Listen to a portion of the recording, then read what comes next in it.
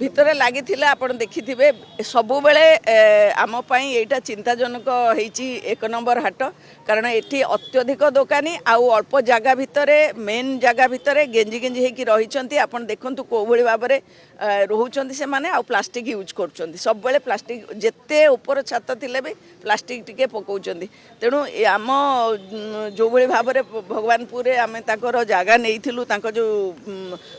କ'ଣ ହୋଲସେଲରଙ୍କୁ ସେଠିକି ପଠାଇବା ପାଇଁ ସେଇଟା ଆମେ ଚେଷ୍ଟା କରୁଛୁ ଯେତେ ଜଲ୍ଦି ହେଇଗଲେ ଏମାନଙ୍କୁ ସ୍ପେସ୍ ଟିକେ ମିଳିବ ତାପରେ ଆପଣ ଦେଖନ୍ତୁ ଏଭ୍ରିଡେ ବଢ଼ି ବଢ଼ି ଯାଉଛି ଦୋକାନ କିଛି କେହି ମାନୁନାହାନ୍ତି ଯିଏ ଦୋକାନ ନେଇଛନ୍ତି ସେ ଟଲି ଆଣିକି ପକାଉଛନ୍ତି ପୁଣି ଦୋକାନ ନେଉଛନ୍ତି ଏମିତି ମଧ୍ୟ ସେମାନଙ୍କୁ ଟିକେ ରେଷ୍ଟ୍ରିକ୍ସନ୍ କରିବାର ଅଛି ଆଉ ଆପଣମାନେ ଜାଣିଛନ୍ତି ଆମେ ଯେତେବେଳେ କେତେବେଳେ ବି ଆଙ୍କୁ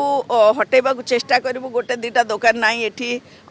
ମାନେ ଅନଅଥରାଇଜ୍ ଆପଣ ବସନ୍ତୁନି ଆପଣ ଦୋକାନକୁ ଯାଆନ୍ତି ଆପଣମାନେ ସେତେବେଳେ ଆମ ସାଥ ଦିଅନ୍ତିନି ତେଣୁ ମୋତେ ନାଇଁ ଖାଲି ପ୍ଲାଷ୍ଟିକ ନୁହେଁ ଆପଣ ଯେଉଁ ଇଲେକ୍ଟ୍ରିକ୍ ୱାରିଂ ବି କରୁଛନ୍ତି ସେଇଟା ଟୋଟାଲି ଅନସେଫ୍ କିଏ କେଉଁଠୁ ତାର ଟାଣିକି ଆଣୁଛି କିଏ କେଉଁଠୁ ଜମ୍ପର ପକାଇକି ଆଣୁଛି ଆପଣ ଦେଖିବେ ସମସ୍ତେ ଲାଇଟ୍ ଲଗାଉଛନ୍ତି କେଉଁଠୁ ଆଣୁଛନ୍ତି ତାର ଆଉ ସେ ତାର ଗୁଡ଼ିକ ଏତେ ଅନସେଫ୍ ୱେରେ ଅଛି ତାକୁ ମଧ୍ୟ କେହି ଦେଖୁନାହାନ୍ତି ଷ୍ଟକ୍ ଯେଉଁ ରଖୁଛନ୍ତି ବହୁତ ପ୍ଲାଷ୍ଟିକ ମାନେ ଇନଫ୍ଲାମେବୁଲ୍ ମୁଁ ପ୍ଲାଷ୍ଟିକ କଥା କହିବିନି ଇନଫ୍ଲାମେବୁଲ୍ ଜିନିଷ ଏତେ ରଖୁଛନ୍ତି ଯେଉଁଟା ଜଳୁଛି ଆପଣ ଦେଖୁନାହାନ୍ତି ଏଗୁଡ଼ିକ ଯଦି ନିଆଁ ଲାଗିବ ଆପଣ ଆଉ କେବେ ବି ବନ୍ଦ ହେବ କି ସବୁ ଜଳିଯିବ ତେଣୁ ଗୋଟେ ଆଉ ପାଖାପାଖି ଗେଞ୍ଜି ଗେଞ୍ଜି ହେଇକି ଦୋକାନ ରହୁଛନ୍ତି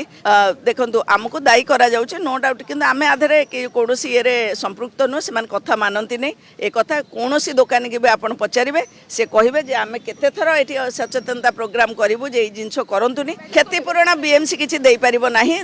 ଆମେ ଯେଉଁ ଗଭର୍ଣ୍ଣମେଣ୍ଟକୁ ଯେଉଁ ଆପ୍ଲାଏ ଯେମିତି ରହିଛି ଗଭର୍ଣ୍ଣମେଣ୍ଟର ନିୟମ ସେଇ ଅନୁଯାୟୀ ଯେତିକି ଦେଇହେବ କାରଣ ଇନ୍ସୁରାନ୍ସ ଏପର୍ଯ୍ୟନ୍ତ ତାଙ୍କର ହେଇନି ଆମେ ଅଲରେଡ଼ି କହିସାରିଛୁ ତାଙ୍କୁ ଅଫର୍ ଦେଇସାରିଛୁ କି ଆସିକି ଇନ୍ସୁରାନ୍ସ କରାନ୍ତୁ ଗ୍ରୁପ୍ ଇନ୍ସୁରାନ୍ସ ଏପର୍ଯ୍ୟନ୍ତ ଇନ୍ସୁରାନ୍ସ ହେଇନି।